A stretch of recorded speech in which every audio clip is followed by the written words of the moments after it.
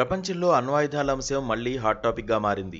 దాదాపు 3 దశాబ్దాల తర్వాత అమెరికా అణ్వాయుధ పరీక్షలను తిరిగి ప్రారంభిస్తున్నట్లు ఆ దేశ అధ్యక్షుడు డొనాల్డ్ ట్రంప్ ప్రకటించారు. ఈ నిర్ణయం ప్రపంచ దేశాలకు ఒక పెద్ద షాక్ ఇచ్చింది. తాజాగా ట్రంప్ తన నిర్ణయాన్ని గట్టిగా సమర్థించుకున్నారు. తాము మాత్రమే కాదు, చాలా దేశాలు రహస్యంగా అణు పరీక్షలు చేస్తున్నాయని ఆయన ఒక ఇంటర్వ్యూలో సంచలన ప్రకటన చేశారు. ట్రంప్ ప్రకటించిన దేశాల్లో పాకిస్తాన్ కూడా ఉంది.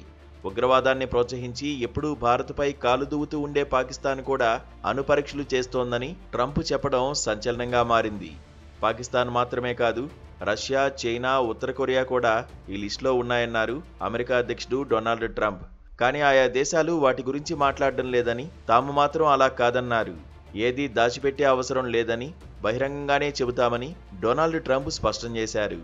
అంతేకాక రష్యా, చైనా కంటే తమ వద్దనే ఎక్కువ అణ్వాయుధాలు ఉన్నాయని, ఆయుధాలతో ఈ ప్రపంచాన్ని 150 సార్లు పేల్చేయవచ్చని ఆయన వివాదాస్పద వ్యాఖ్యలు చేశారు.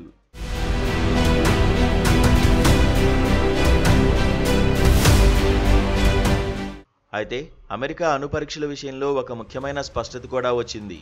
అధ్యక్షుడు ట్రంప్ ఆదేశాలపై అమెరికా ఇంధన శాఖ కార్యదర్శి క్రిస్ రైట్ వివరణిచ్చారు. తాము జరపబోయే పరీక్షల్లో ఎలాంటి విస్ఫోటనాలు ఉండవని ఆయన తెలిపారు. అణ్వాయుధాలకు సంబంధించిన ఇతర వ్యవస్థలు సరిగ్గా పనిచేస్తున్నాయో లేదో తెలుసుకోవడానికి మాత్రమే ఈ పరీక్షలు నిర్వహిస్తామని ఆయన చెప్పారు. ఇదిలా ఉండగా చైనా ఈ ఆరోపణలను తీవ్రంగా ఖండించింది. తాము ఎప్పుడూ శాంతియుత అభివృద్ధి మార్గానికి కట్టుబడి ఉంటామని, అణ్వాయుధాలను ముందుగా వినియోగించకూడదు అనే విధానాన్ని పాటిస్తున్నామని పేర్కొంది. తమ అణువ్యూహం పూర్తిగా రక్షణాత్మకమైనదే అని చైనా పేర్కొంది. ఒకవైపు ఆయుధ పరీక్షల అంశంపై ప్రపంచ దేశాల మధ్య ఉద్రిక్తతలు పెరుగుతున్నప్పటికీ ట్రంప్ మరో సానుకూల విషయాన్ని కూడా చెప్పారు. అణ్వాస్త్రాల నిరాయుధీకరణ గురించి తాను ఇప్పటికే రష్యా అధ్యక్షుడు వ్లాదిమిర్ పుతిన్, చైనా అధ్యక్షుడు జిన్పింగ్లతో మాట్లాడానని తెలిపారు. ప్రపంచంలో అణ్వాయుధాల పెరుగుదల ఆందోళన కలిగిస్తున్న ఈ సమయంలో ఈ కీలక దేశాధినేతల మధ్య నిరాయుధీకరణపై జరుగుతున్న చర్చలు కొంత ఉపశమనం కలిగిస్తున్నాయి. ఇక పాకిస్తాన్ కూడా ఈ విషయంపై స్పందించాల్సి ఉంది.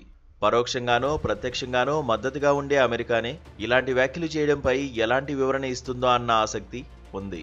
ఈ మొత్తం అంశంపై అంతర్జాతీయ సమాజం ఎలా స్పందిస్తుందో, తదుపరి పరిణామాలు ఎలా ఉంటాయో వేచి చూడాలి.